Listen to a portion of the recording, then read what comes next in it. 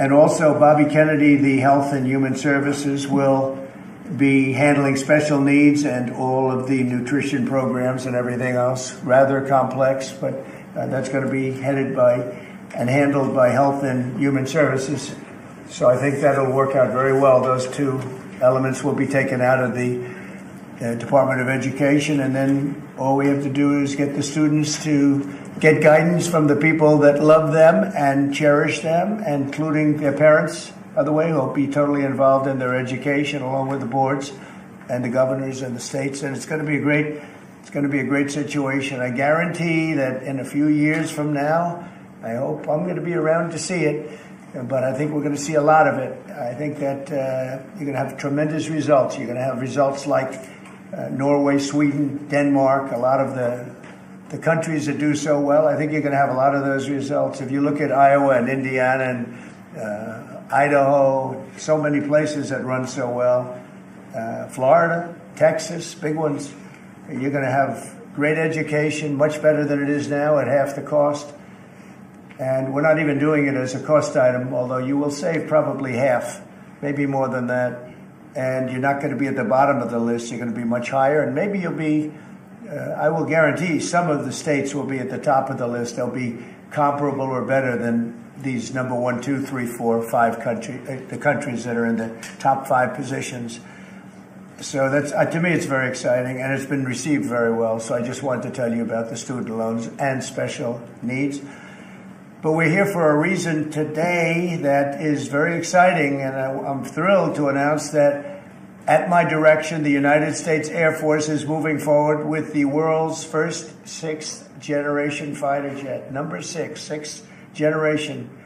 Nothing in the world comes even close to it. And it'll be known as the F-47. The generals picked a title, and it's a beautiful number, F-47. It's something the likes of which nobody has seen before in terms of all of the attributes of a fighter jet. There's never been anything even close to it, from speed to maneuverability to what it can have to payload. And this has been in the works for a long period of time. After a rigorous and thorough competition between some of America's top aerospace companies, the Air Force is going to be awarding the contract for the next generation air dominance platform to Boeing. As you know, it was highly competed for. There was a lot of competition, generals, and it's been going on for a long time. Very, very tough competition, but this plane is produced numbers that nobody's ever seen before.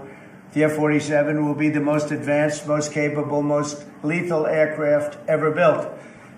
An experimental version of the plane has secretly been flying for almost 5 years, and we're confident that it massively overpowers the capabilities of any other nation. There's no other nation. We know every other plane. I've seen every one of them, and it's not even close. This is a next level. You know, level 5 is good. This is level 6, they say. The F-47 is equipped with state-of-the-art stealth technology. It's virtually unseeable and unprecedented power. It's got the most power of any jet of its kind ever made. Maneuverability, likewise, is there's never been anything like it, despite the power and speed. Its speed is top. So over 2, which is something that you don't hear very often. America's enemies will never see it coming. Hopefully we won't have to use it for that purpose, but you have to have it. And if it ever happens, they won't know what the hell hit them. A new fleet of these magnificent planes will be built in the air during my administration over the next couple of years. It's ready to go. They've already built much of what has to be built in terms of production, including the sheds. We'll ensure that the USA continues to dominate the skies. We've given an order for a lot. We can't tell you the price because it would give way to some of the technology and some of the size of the plane, good-sized plane.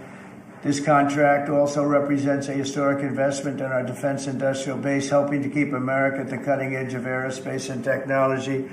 Our allies are calling constantly. They want to buy them also, and certain allies will be selling them, perhaps toned down versions.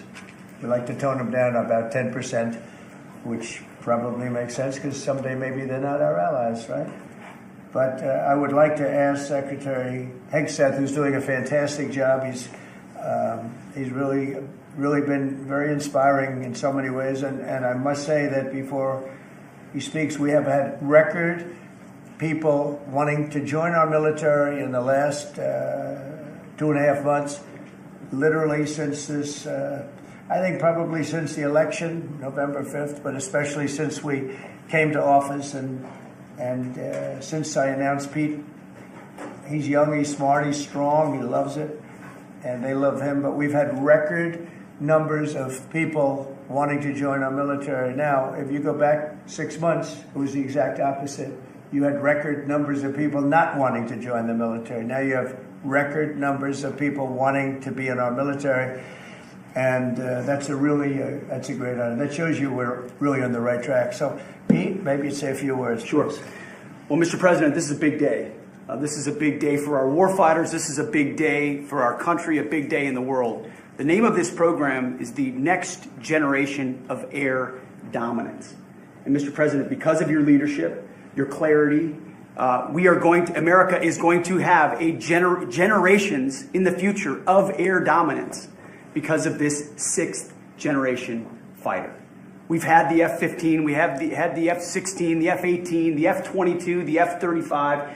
Now we have the F-47, which sends a very direct, clear message to our allies that we're not going anywhere, and to our enemies that we will be able to project power around the globe unimpeded for generations to come. Mr. President, this is a gift to my kids and your kids, to my grandkids and your grandkids. This is a historic investment in the American military, in the American industrial base, in American industry that will help revive the warrior ethos inside our military, which we're doing, rebuild our military, which the previous administration did not do, by the way, Mr. President. They paused this program and were prepared to potentially scrap it. We know this is cheaper, longer range, and more stealthy. President Trump said we're reviving it and we're doing it. And then we are also going to reestablish deterrence. Under the previous administration, we looked like fools. Not anymore. President Trump has reestablished American leadership. The F-47 is part of it. And Mr. President, thank you for having the courage to do it and leading the way for all our warfighters. Thank you very much, Pete. One of the things I will say, but the generals are going to speak in just a couple of seconds, but this plane flies with drones. It flies with many, many drones, as many as you want, and it's a technology that's new, but it doesn't fly by itself. It flies with many drones, as many as we want, and that's something that no other plane can do. So I'd like to introduce, if I might, Air Force Chief of Staff, General David Allvin, and also General Dale White, two incredible people that I've known over the years, but I got to know them really well over the last few months. And would you say a few words, please, General? Thank you very much, Mr. President. Mr. President, Mr. Secretary, thank you so much for your unwavering commitment to our military. I will say that this is a big day. This is a big day for our United States Air Force as well. You know, air dominance is not a birthright, but it's become synonymous with American air power. But air dominance needs to be earned every single day. And since the earliest days of aerial warfare, brave American airmen have jumped into their machines, taken to the air, and they've cleared the skies. And whether that be clearing the skies so we can rain down destruction on our enemies from above, or we can clear the path for the ground forces below. That's been our commitment to the fight, and that's really been our promise to America. And with this F-47 as the crown jewel in the Next Generation Air Dominance family of systems, we're going to be able to keep that promise well into the future. I also want to thank everyone from industry and with the government, our engineers, who have worked tirelessly on this program to bring it where we are right now today. This shows that American talent, American skill, and American determination are second to none, because this platform is second to none. So we believe that this provides more lethality, it provides more capability, more modernized capability in a way that is built to adapt. This, along with our collaborative combat aircraft the President talked about with drones, this is allowing us to look into the future and unlock the magic that is human-machine teaming. And as we do that, we're going to write the next generation of modern aerial warfare with this. This enables us to do this. The manner in which we put this program together puts more control in the hands of the government, so we can update and adapt at the speed of relevance, at the speed of technology, not at the speed of bureaucracy. This is more Air Force. This is more options for the president. We say as our mission in the United States Air Force is to fly, fight, and win air power anytime, anywhere. If you want to go anywhere, you have to have a platform that gets you anywhere. This provides the president options from the very one end, which is a quick response, and then we can get right back into fighting stance without having to deploy troops that are going to take maybe months and cost more lives. We can be back in fighting stance, and maybe we restore that deterrence. All the way to decisive victory as part of a joint force that is the most lethal and capable military ever known in history. That's what we provide now, and this allows us to provide it into the future. It's more deterrence, more capability. It's what peace through strength looks like into the future, Mr. President. And so we're very proud to do that. And all we can say is, on behalf of the United States Air Force, let's deliver. Thank you very much. Thank you, General. Would you like to say something? No, sir. I'll just double check what the chief said. He knows what to do. Generational He knows need. who the boss Yeah, is. that's exactly right. Air superiority is what it's all about, and this is what we'll deliver. That's great. Thank you very much. Great job. We've worked together long and hard on this, and this was a big secret. In fact, we don't show too much of the plane for that reason. You see what we show? You see how beautiful that is, but that's just a very small part of it. Sure. I wasn't surprised. I was wondering how much are you going to show if they came in with that. You see a wheel in the front? That's about it.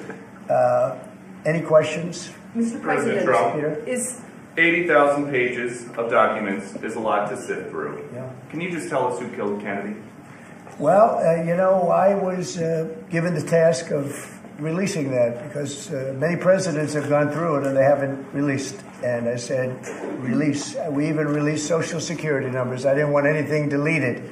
They said, sir, what about Social Security? People long gone, but they're long gone, so I can't imagine. But I said, if you don't delete it, if you do delete it, we have people are going to say, why did you delete it? There's something in there. So we gave Social Security, we gave everything. And the rest is for you to look at, Peter. You're going to see whether or not you see anything. But we've given it. We're doing it with Dr. Martin Luther King, too. They're preparing all of that. They're going to release everything. And whoever else they want. I mean, we have nothing. We really have nothing to hide. We shouldn't have. When a lot of time goes by. But with the Kennedy files, in particular, they were going crazy on them. I don't think there's anything that's earth-shattering, but you'll have to make that determination. In those, it's 80,000. It's actually 88,000, and we have some additional things, as you know, come out today.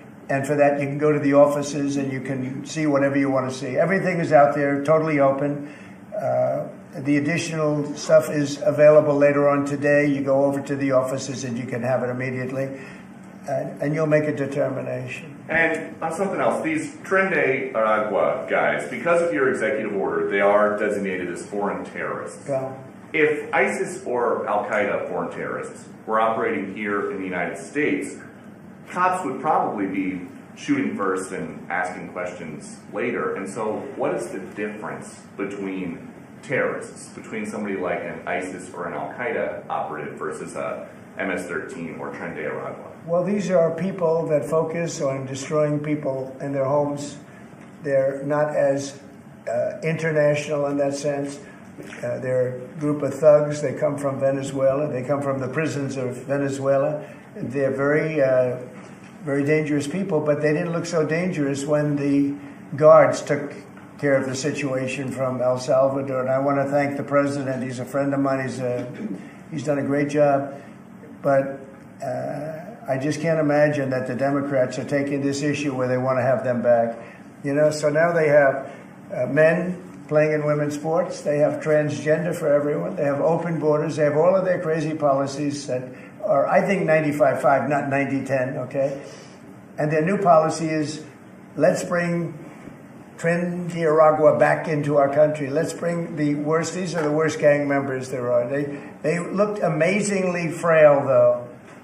by the way they were handled. It's very amazing. You know, they weren't, when they were in Colorado cutting the fingers off a man because he made a phone call to the police, they seemed a lot tougher then than they did when they were having their heads shaved and they were in shackles.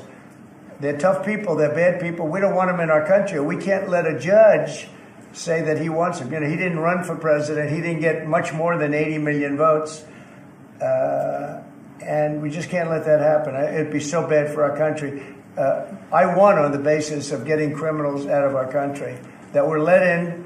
It was called unforced error. They were let in by Biden, incompetently let in, and let in by the millions, actually. 21 million people. I believe it's 21 million. And that's not even including the gotaways, but these are rough people. We want them out of our country. And I won the election based at least partly on that, and that's a big part, yeah? Mr. President, there's several. I don't know if you saw this. Tim Walz is now saying about Trump supporters, and forgive me, I'm just reading a quote from Tim Walz, I think I could kick most of their ass. Oh boy, he'd be in trouble. Is there any way to know? Well, he's a loser, you know, I mean, the guy's a loser. He lost an election. He played a part. You know, usually a vice president doesn't play a part, they say. I think Tim played a part. I think he was so bad that he hurt her. But she hurt herself, and Joe hurt them both. They didn't have a great group, but I would probably put him at the bottom of the group. Have you heard that Biden wants to get back involved for Democratic politicians, fundraising and campaigning against your policies? I hope so. I hope so. Mr. President, there are several families. Mr. President, there are families from some of the people. Who are you with? Aguila Nación newspaper from Argentina. There are families from some of the people that were on those flights to El Salvador that claim that they're not criminals, they're not members of Penderagua, of MS-13. What can you tell them, and what guarantees can you give them that everyone in those planes were actual criminals, terrorists, as you said? Well, I was told that they went through a very strong vetting process, and that that will also be continuing in El Salvador. And if there's anything like that, we would certainly want to find out. But these were a bad group. This was a bad group, and they were in bad areas, and they were with a lot of other people that were absolutely killers, murderers, and people that were really bad with the worst records you've ever seen. And but we will continue that process, absolutely. We don't want to make that kind of a mistake. Is the U.S. planning to give up the position of NATO's Supreme Allied Commander, and if so, why? NATO is something that I saved. NATO was gone until I came along. In fact, the previous Secretary General, very good man, both of them are good. The current man is fantastic. But both of them have said, if it wasn't for Trump, you wouldn't even have a NATO, because we were paying the cost of almost all of the countries. And now they're paying. I said, we're not going to do this. We're not going to continue. You hurt us on trade. You do bad things on trade. And then on top of it, we're supposed to pay for your military. And because of what I did, hundreds of billions of dollars flowed into NATO by countries that just weren't paying. They were delinquent. They weren't paying their bills. So NATO is solid. They're strong. But they have to treat us fairly. Are we going to give up the... Because, look, without us, NATO's not the same thing. And I can tell you, I've been having very good discussions, as you know, with President Zelensky and with President Putin. And President Putin will tell you that without the United States, he wouldn't be worried. But he is worried when the United States is involved. And I have to tell you, I've dealt very well with both gentlemen, and we have, I think we have the confines of a deal. I hope we have the confines of a deal. I'm doing it for two reasons. Number one, and by far most importantly, thousands of young people, and they're not American people, they're Russian and they're Ukrainian, are being killed every week, thousands a week. And also the United States has paid, because of Biden, $350 billion on a war that should have never happened. If we had a competent president and this sitting right here, that war would have never happened. It would have absolutely never happened with me. And it didn't happen. For 4 years, it didn't happen. Mr. President, do you think you have the authority, the power to round up people, deport them, and then you're under no obligation to a court to show the evidence against them? Well, that's what the law says, and that's what our country needs, because we were, unfortunately, they allowed millions of people to come into our country, totally unvetted, totally unchecked. So you ought to ask, did he have the authority to allow millions of people? Did Biden have the authority to do something that's unthinkable? Have open borders where millions of people poured into our country, totally unvetted and totally unchecked, just as you would say. And many of those people were criminals. Many of them were from jails and prisons and mental institutions and gang members and drug dealers and very dangerous people. Many were murderers. We have 11,088 that we know of murderers they murdered. Of that number, at least half killed more than one person. They're in our country. They're in a location near you. Biden allowed that to happen to our country. And his people that really ran the country.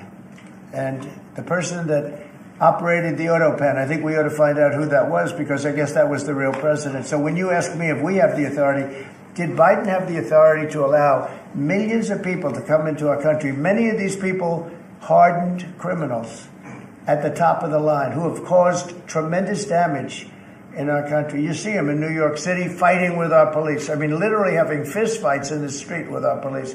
These are tough, hard criminals. Many of them came out of jails, and not just South America, from all over the world. They came out from Africa, from the Congo. They came out from Asia, not just South America, but many from South America. These are hard, tough criminals, and we have to get them out. And a judge sitting behind a bench someplace got a nice appointment.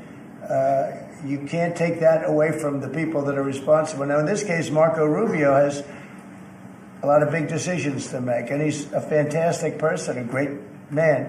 I think he'll be our best. I think he has a chance to be our best Secretary of State. He's been doing incredibly. He works so hard. He's gone to so many different countries already, and he's got the authority to get bad people out of our country. And you can't stop that with a judge sitting behind a bench that has no idea what goes on, who happens to be a radical left lunatic. Do you think the judiciary is you guys today are denying, you guys are denying this New York Times report that Elon Musk was going to be shown a 20 to 30 page presentation about a theoretical war plan against China. Why not just show it to Elon? Because I don't want to show it to anybody. You know, you're talking about a potential war with China. Now, I deal with these people all the time, and I'm dealing with Pete. I'm dealing with these gentlemen on numerous different airplane purchases, and I think they're all going to be great. But I don't want other people seeing potential war with China. We don't want to have a potential war with China, but I can tell you if we did, we're very well equipped to handle it. But I don't want to show that to anybody. But certainly you wouldn't show it to a businessman who is helping us so much. He's a great patriot. He's paying a big price for helping us cut costs, and he's doing a great job. He's finding tremendous waste, fraud, and abuse. But I certainly wouldn't want, Elon has businesses in China, and he would be susceptible perhaps to that. But it was such a fake story. The New York Times is just as fake as CNN and MSDNC. And anybody read that story, people laughed at that story. Who would do such a thing? And the first thing I did is I called Susie and I called Pete. I said, is there any truth to that? And they said, it's ridiculous. No, he's over there to talk about cost. You might want to address that, Pete. But Elon was over there today to address costs. Doge, thing called Doge, which you've heard about. Pete? That's exactly right, Mr. President. You pointed out it was a fake story. We pointed out it was meant to sort of undermine whatever relationship the Pentagon has with Elon Musk. Elon Musk is a patriot. Elon Musk is an innovator. Elon Musk provides a lot of capabilities our government and our military rely on, and I'm grateful for that. We welcomed him today to the Pentagon to talk about Doge, to talk about efficiencies, to talk about innovations. It was a great informal conversation. The rest of that reporting was fake. There was no war plans. There was no Chinese war plans. There was no secret plans. That's not what we were doing at the Pentagon. I might add that I think Elon, if they ever wanted to do that, I think Elon wouldn't do it. I think he wouldn't do it. He wouldn't want to put himself in that position. But if you read what's out of the New York Times, it's such a dishonest newspaper. It's such garbage. It's, it used to be called all the news that's fit to print. Well, it's all the news that's not fit to print. They have fake sources, or they don't have sources. I think they make most of it up. But this was a made-up story by the New York Times. I call it the failing. It's a failing newspaper. It's failing. And They shouldn't do that. They really are the enemy of the people. And something else. We do need honest journalism in this. You know, we've made such big strides over the last 2 months, but we just need honest journalism, and we don't have it. When you have a CNN, you have to watch these people every once in a while just to see where they're coming from, and it's so dishonest. MSNBC is, I think, probably worse, and they're both doing horribly in the ratings. I think they're going to be turned off. I don't think they're not doing any ratings. You're doing well in the ratings. Thank you. I understand that your trade rep is meeting their Chinese counterpart next week. Yes. Is there anything that they can do to stop April 2nd or to roll back the tariffs that you put on China already? Well, we can talk, but basically, I call April 2nd. I would have made it April 1st, but I didn't want to be April Fool's Day because then nobody would believe what I said, and they do believe me. April 2nd is going to be Liberation Day for America. We've been ripped off by every country in the world, friend and foe. We've been ripped off on trade. We've been ripped off on military. We protect people, and they don't do anything for us. It's just so unfair for years and years. And now some of that money is going to be coming back to us in the form of tariffs. Tens of billions. It's going to be numbers like nobody's ever seen. So NVIDIA announced today, you saw that? Hundreds of billions of dollars of investment. The biggest chip maker in the world announced hundreds of billions of dollars of investment. Hundreds of billions, not millions, but billions. They're all coming here. Apple just announced $500 billion worth. They're going to build plants here. You know, they built their plants in China. They're going to build them here. And they're starting immediately. We have investment, the likes of which this country has never seen, already announced. And they all want to have news conferences. I don't have enough time to have that many news conferences, but I would say so far at least $4 trillion. $4 trillion is coming in. Car companies, very importantly, a lot of the car companies that were going to build in Mexico or Canada are now building here. Because I don't want cars from Canada. I don't want cars from Mexico. They want to do it, it's fine, but I want the car companies to build here, not... You know, they were building in Mexico 3 plants, big plants, really big plants, and they were going to sell the cars right across the border. We wouldn't have the jobs, we wouldn't have the profits, we wouldn't get the taxes, we get nothing. All we get is unemployment and empty factories. Those days are over. So now those 3 places are going to build here, but many more than that. We have a big one. Honda is building, just announced a really big plant in Indiana, great state, smart place to build. And we have many car companies coming here. The steel mills are going to be booming, And many other things, many other things come with that. But we need that for defense. You know, there are certain things you have to have. You have to have steel. We would have had, if I didn't do in my first term tariffs to stop the onslaught, because they were dumping steel in order to destroy our steel plants. If I didn't do 50% and even 100% in certain cases tariffs on steel, you wouldn't have a steel plant in the United States. And Biden was unable to get rid of those tariffs because they threw off so much money that his numbers, which didn't work anyway because his numbers were terrible, what he did, the way he spent money was so horrible, and what he allowed to happen to energy. That's the other thing. Energy is going to be like it's never been before. Mr. Vice President is here. Do you have anything to say while you're here? He's a very good Vice President. I'm just here to watch the show, sir. Okay. I think airplanes are pretty cool, so I want to go check this out. It is cool. Mr. President, to take off the trade war at this point, though.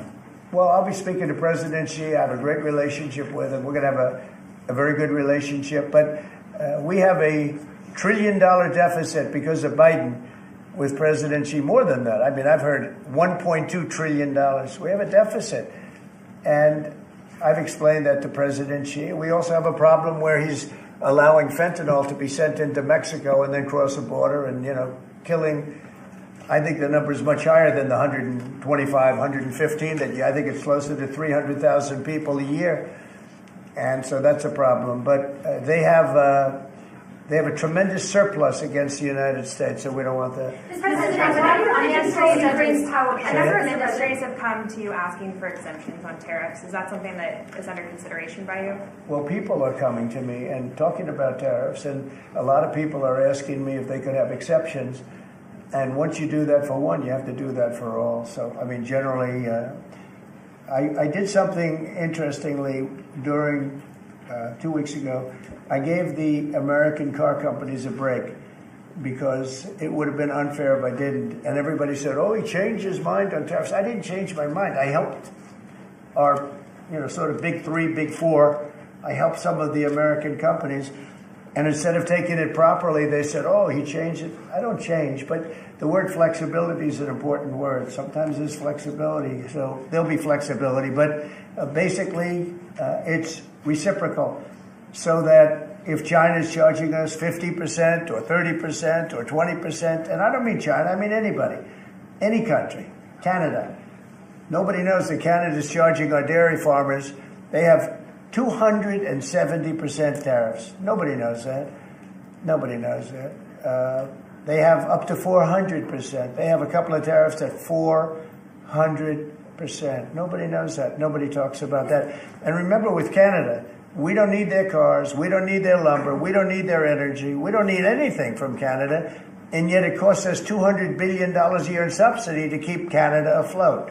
So when I say they should be a state, I mean that. I really mean that. Because we can't be expected to carry a country that is right next to us on our border. It would be a great state. It would be a cherished state. The taxes for Canadian citizens would go down in less than half. They don't spend money on military because they think we're going to protect them. There are many things that they do, like icebreakers. They want us to provide icebreakers for them. Oh, that's wonderful. So the Canada, they're very tough traders too. I want to just tell you, all the people, they're tough traders. They trade very tough. And, the expression I use is, some people don't have the cards. I used that expression about a week and a half ago, right? Somebody was negotiating who didn't have the cards, who's now, I think, saying that he wants to do it, and I think we're going to have a big deal on that very special something. We got to make a deal on that. But Canada has been a very nasty negotiator against the United States, took advantage of the United States for a long time. But nobody knows that they were getting 270% tariffs on dairy products. I don't think I've heard you say this in all of the talk about Canada becoming the 51st state. Are you concerned that if they became the 51st state, they would be a very, very blue state? Very, very big and very, very blue. No, there might be, but it would, you have that artificial line that goes, that straight artificial, that looked like it was drawn by a ruler. Somebody with I don't mean a ruler like a king, I mean like a ruler, this way.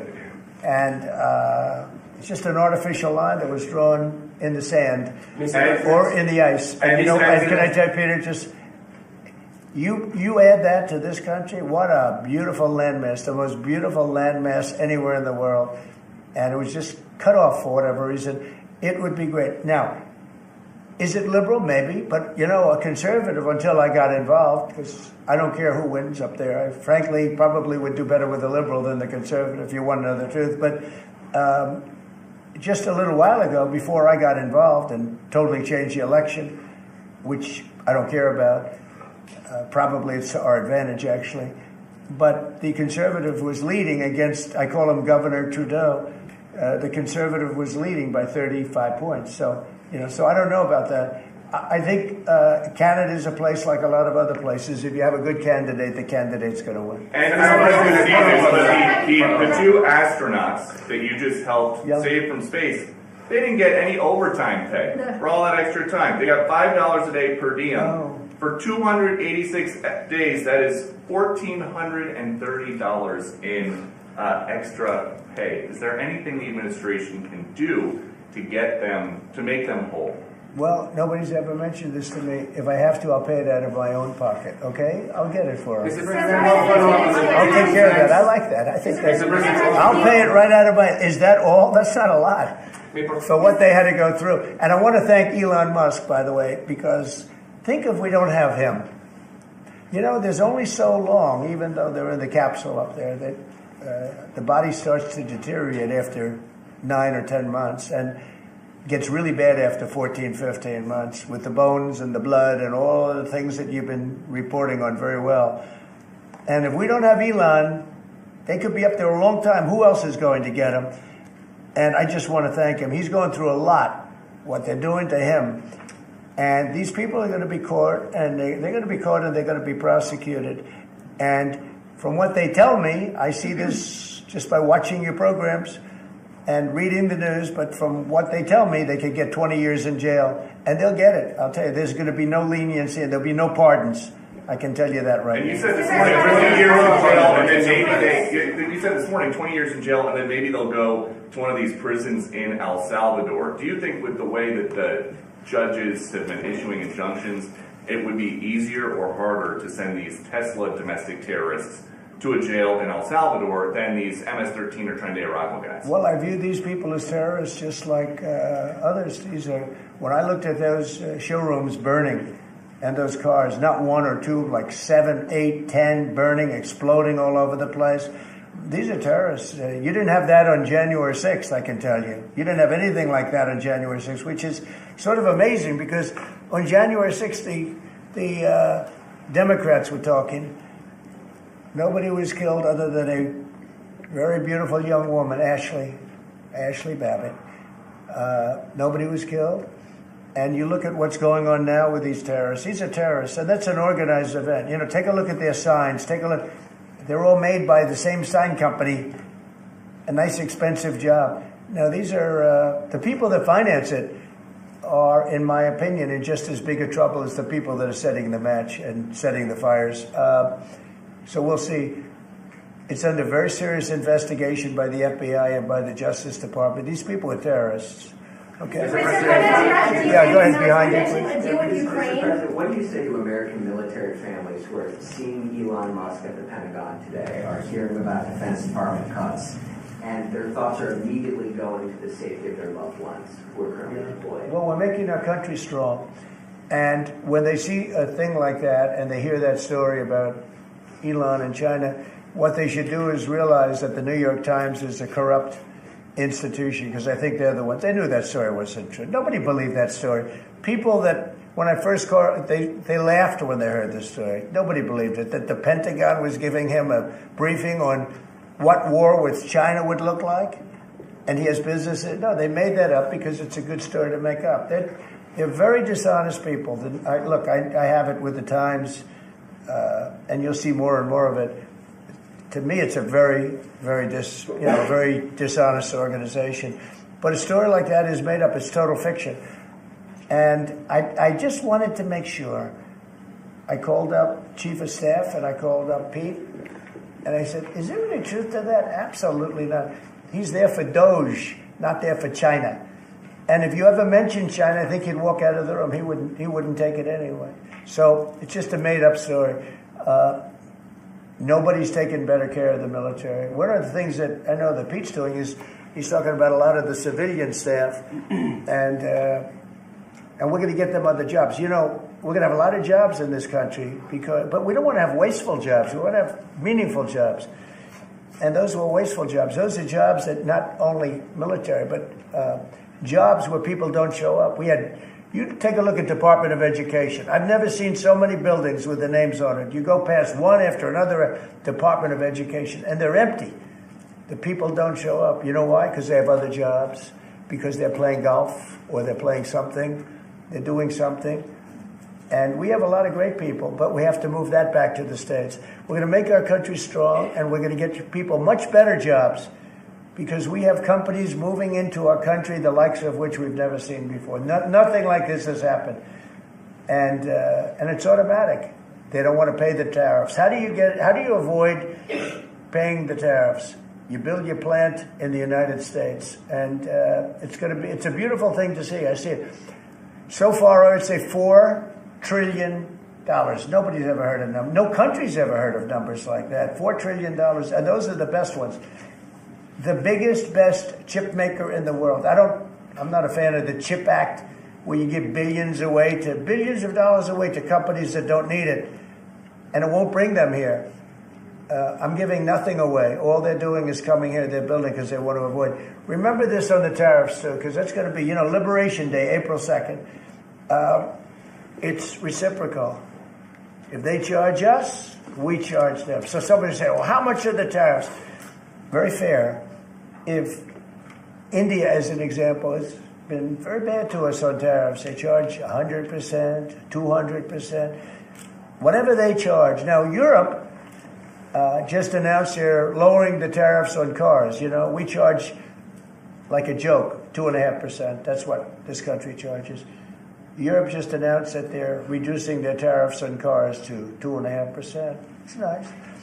But they also have non-monetary tariffs where they make it impossible for the cars to get in even without the dollars on them and the dollar signs. It's called a non-monetary tariff where they put on controls where no matter what happens, because they don't want cars, they don't want the American car in their market. And yet they send us millions of cars. They send us big agriculture. They don't want our agriculture. They don't want anything from us. European Union's very tough.